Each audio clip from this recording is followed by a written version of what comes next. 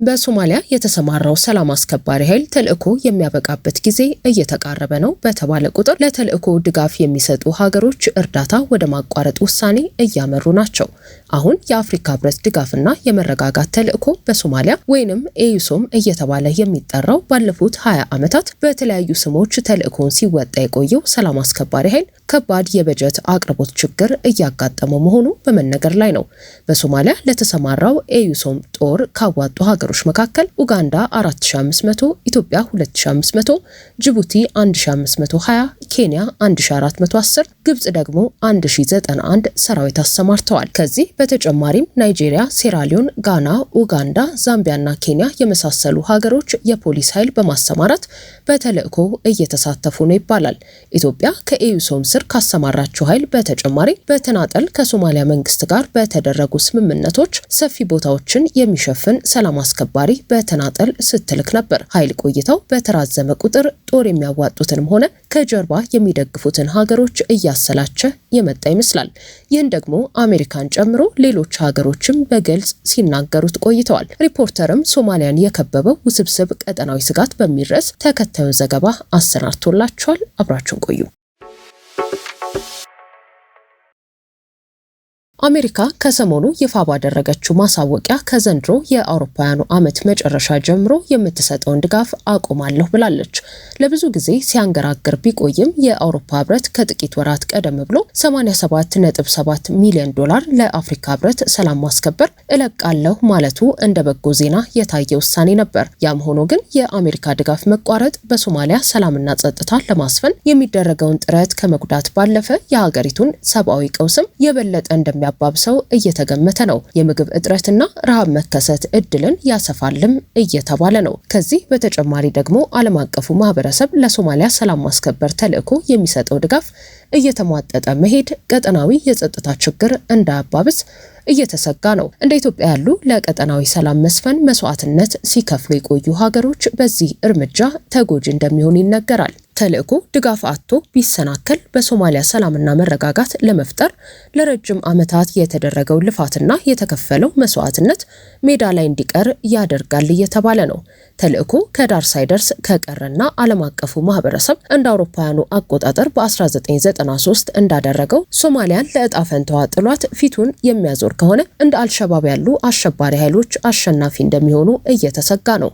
የአፍሪካ ህብረት የሰላምና ጸጥታ ምክር ቤት የኤዩሶም ወታደራዊ አማካሪዎች አስቸኳይ ስብሰባ ከሰሞኑ ሲካሄድ እንደ ጋቦንና ካሜሩን ያሉ ሀገሮች ተወካዮች የሶማሊያ ተልዕኮ መቼ እንደሚያበቃ ጠይቀዋል። ሁሉም ተልዕኮ መጀመሪያ እንዳለው ሁሉ መጨረሻም ሊኖረው እንደሚገባ ሀገሮቹ ማሳሰባቸው ተነግሯል። የኤዩሶም ዋና ኃላፊና የአፍሪካ ህብረት ኮሚሽን በሶማሊያ ኃላፊ ኤልሃጂ ኢብራሂም ዳኝ ከትላንት በስቲያ ሰኞ ከህብረቱ ኮሚሽን ከመሐሙድ አሊ ዩሱፍ ጋር ተገናኝተው በሶማሊያ ስላለው ተጨባጭ ሁኔታ ሪፖርት ማቅረባቸው ተነግሯል። የኤዩሶም ተልዕኮ የሚገኝበትን ተጨባጭ ሁኔታ ለሊቀመንበሩ አብራርተዋል ያለው የህብረቱ መግለጫ ነገር ግን ስለ ማብራሪያው ዝርዝር መረጃ አልሰጠም። በሶማሊያ የተሰማራው ሰላም አስከባሪ ኃይል ቆይታ ረጅም ጊዜ ያስቆጠረ ቢሆንም በእነዚህ ዓመታት ግን ሶማሊያ የራሷን ጠንካራ የሰላም ማስከበር አቅም መገንባት አለመቻሏ እንደ ትልቅ ችግር ይነሳል። በሶማሊያ ሰላምና ጸጥታ ሁኔታ ላይ መሻሻሎች የተመዘገቡ ቢሆንም የሀገሪቱ መንግስትም ሆነ የጸጥታ መዋቅር አሁንም ቢሆን ለጸጥታ ስጋቶች ተጋላጭ ነው ይባላል። አልሸባብ ከመጥፋት ይልቅ እየተጠናከረ መሄዱ አሁንም ትልቅ ራስ ምታት ሲሆን በዚህ ላይ የሶማሊያ ፖለቲካ ኃይሎች ውዝግብም ራሱን የቻለ አደጋ ደቅኗል እየተባለ ነው። በፌዴራል መንግስቱና በተለያዩ የግዛት አስተዳደሮች መካከል በምርጫ መርሃ ግብር፣ በስልጣን ክፍፍልና በህገ መንግስት ማሻሻያ ጉዳዮች ዙሪያ ከባድ ፍጥጫና መለስተኛ ግጭት ጭምር መካሄድ መቀጠሉ ይነገራል። የፕሬዝዳንት ሐሰን ሼክ መሐመድ መንግስት አንዳንድ የግዛት አስተዳደሮች እየተቃወሙ የምርጫ ጊዜ ሰሌዳን ማራዘሙ የህገ መንግስት ማሻሻያ ለማድረግና የፌዴራሉን ስልጣን ለማጠናከር መንቀሳቀሱ ከባድ ፖለቲካዊ ትኩሳትም ፈጥሯል። በዓለም አቀፉ ማህበረሰብ ለሶማሊያ ለረጅም ጊዜ የሰላም ማስከበር ተልዕኮና የጸጥታ ማስከበር ድጋፍ ሲደረግ ቆይቷል። ይሁንና የሶማሊያ መንግስት ራሱን አጠናክሮ ኃላፊነቱን በራሱ ለመረከብ የሚያስችል አቅም መፍጠር አልቻለም። የሶማሊያ የጸጥታ መዋቅርም ቢሆን በሚፈለገው ልክ ሰላምና መረጋጋት መፍጠር አልቻለም። ይህን ሁሉ ያጣቀሰው የዶናልድ ትራምፕ አስተዳደር ከመጪው ጥር በኋላ ለሶማሊያ የሰላም ማስከበር የምናደርገው ድጋፍ አይኖርም በማለት ነው አስደንጋጭ ውሳኔውን ያሳወቀው። የግጭት ስጋቶችን በተመለከተ ትንተና የሚያቀርበው አክሌድ ተቋም የደቡባዊ ምስራቅ አፍሪካ ቀጠና ጉዳዮች ከፍተኛ ተመራማሪው መሐመድ ዳውድ ኢስማኤል የአሜሪካ ውሳኔ በሶማሊያ ባለው የሰላምና መረጋጋት ለውጥ ላይ ቀቢጸ ተስፋ እንዳደረበት የሚያረጋግጥ መሆኑን ይናገራል። ከሰሞኑ ድጋፍ እንደምታቆም ያሳወቀችው አሜሪካ የመንግስታቱ ድርጅት የሶማሊያ ሽግግር እንዲሁም የመንግስታቱ ድርጅት የድጋፍ ጽህፈት ቤት በሶማሊያ የተባሉትን በሶማሊያ ሰላምና መረጋጋት እንዲፈጠር የተመሰረቱትን ዓለም አቀፍ ተልዕኮች በዋናነት ትደግፋለች። በእነዚህ ተቋማት በኩልም በሶማሊያ የተሰማራውን የአፍሪካ ህብረት የሶማሊያ ድጋፍና መረጋጋት ተልዕኮ የተባለውን ሰላም ማስከበር ሰራዊትም በገንዘብና በቁሳቁስ ትደግፋለች።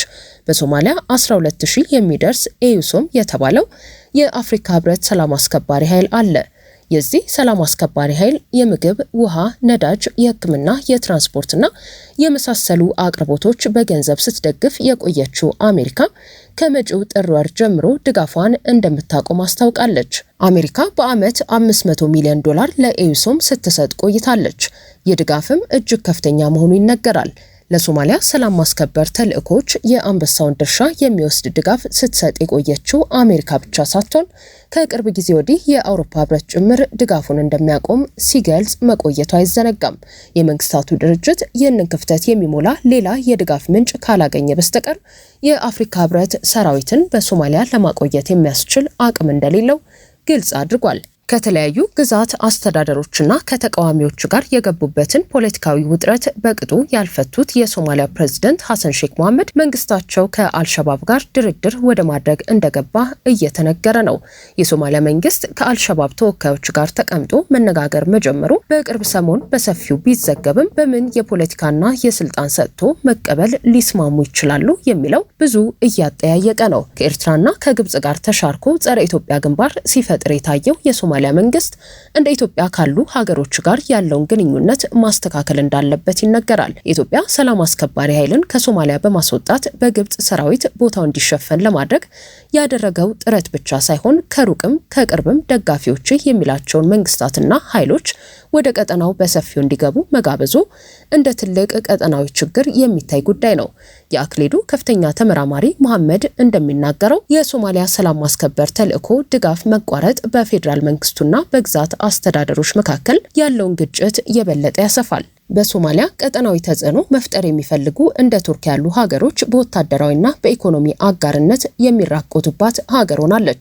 ግብጽን የመሳሰሉ በአባይ ውሃ ጉዳይ ከኢትዮጵያ ጋር የረጅም ጊዜ ውዝግብ ያላቸው ሀገሮችም በኢትዮጵያ ላይ ተጽዕኖ ለመፍጠር ሲሉ ከሞቃዲሾ ጋር ወዳጅነትን የማጥበቅ አሰላለፍ ሲከተሉ ይታያል። የፋርስ ባህረ ሰላጤው ቀውስ እንዲሁም የቀይ ባህር መተላለፊያ መታወክ ሶማሊያን የበለጠ ተጋላጭና ተጎጂ እያደረጋት ነው።